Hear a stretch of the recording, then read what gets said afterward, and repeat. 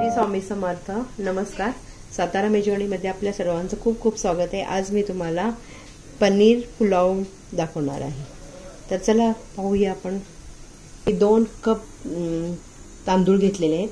आता कुकरमध्ये जर आपल्याला करायचं असेल तर जास्त वेळ भिजवायचा नाही, पटकन धुवून नुसतं टाकायचं. आता मी धुवून घेते अगोदर आणि मग तुम्हाला दाखवते. 2-3 वेळा मी हे तांदूळ स्वच्छ धुवून घेतलेले आहे आणि कुकर आता गरम करून घेतलाय. त्यात आपल्याला तेल घालायचंय. तेल गरम होईपर्यंत आपण पनीरचे तुकडे करून घेऊया. मी तुकडे करून घेतलेले आहेत. आता हे पहिल्यांदा आपण ह्या कुकरमध्ये तळून घेऊया आणि त्यातच आपल्याला भात टाकायचा आहे. असे पीसेस करून घेतले.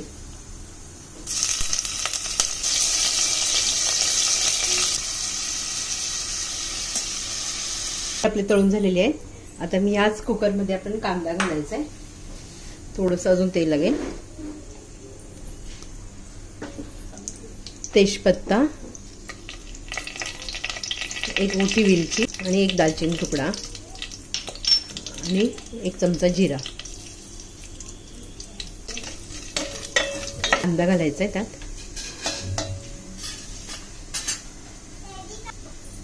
1 मोठा कांदा मी कापून घेतलेला आहे, तो आपण घालूया याच्यात. कांदा भाजून घेते चांगला आधी. आलं, लसूण आणि मिरचीची पेस्ट घालायची 1 चमचा. हे चांगलं भाजून घेऊया आपण. व्यवस्थित सगळं भाजून आलं, मिरची, हिरवी पेस्ट चांगली तेलात भाजली पाहिजे. अर्धा चमचा हळद, 1 चमचा लाल मिरची पावडर, धना जिरा पावडर आणि हा गरम मसाला घालून घेऊया तेलात चांगले. 1 टोमॅटो मोठं मी असं कापून घेतलेले ते आपण घालूया आता.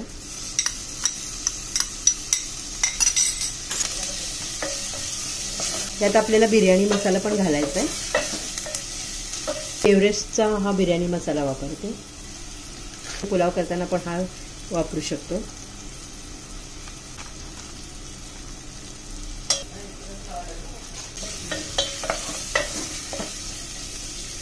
मसाला चांगला व्यवस्थित तेल सुटेपर्यंत परतून झालेला आहे.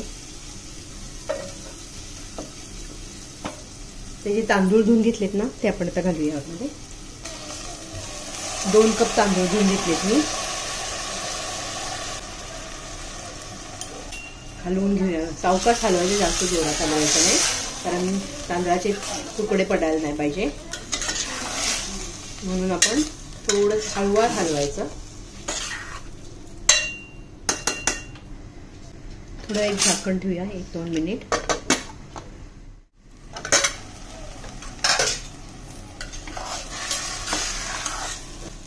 झटपट असा हा पुलाव आहे. आपल्याला कुकरमध्ये पटकन आपण हा करू शकतो, जास्त वेळ लागत नाही ना.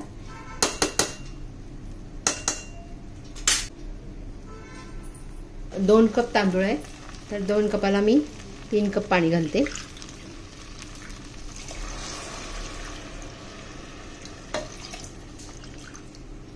गरम पाणी घेतलंय मी हे.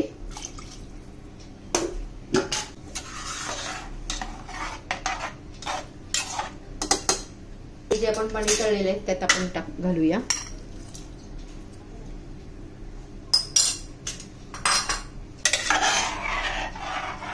एक उकळी आल्यानंतर मग आपल्याला झाकण लावायचे. व्यवस्थित सगळं हलवून घ्यायचं. मसाले सगळीकडे हे झाले पाहिजेत, मिक्स झाले पाहिजेत. कोथिंबीर घालूया. मीठ घालायचं आपल्याला. 1.5 चमचा मी मीठ घालते. तुम्ही तुमच्या स्वादानुसार घालू शकता.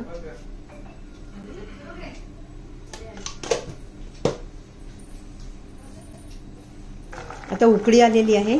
आपण आता झाकण लावून घेऊया.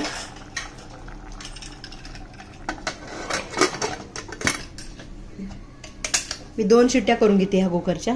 तुम्ही तुमच्या कुकरच्या प्रमाणे 2 नाही तर 1 करू शकता. जास्त आपल्याला शिजवायचं नाही, सुट्टा झाला पाहिजे भात.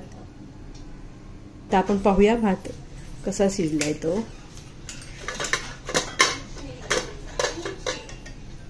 पूर्ण वाफ आलेली बघताय तुम्ही. आणि भात झाल्यानंतर थोडा वेळ ना पटकन लगेच असं हे करायचं नाही चमच्याने. थोडा वेळ ना जरा थंड होऊन झाल्यानंतर मग थोडा हे करायचा. भात पण किती सुट्टा झालाय बघा, पाहू शकता तुम्ही. एक एक छान शिजलेला आहे एकदम. शिजलेल्या भाताचे तुकडे पडून नाही म्हणून थंड झाल्यावरच भात सर्व करायचा.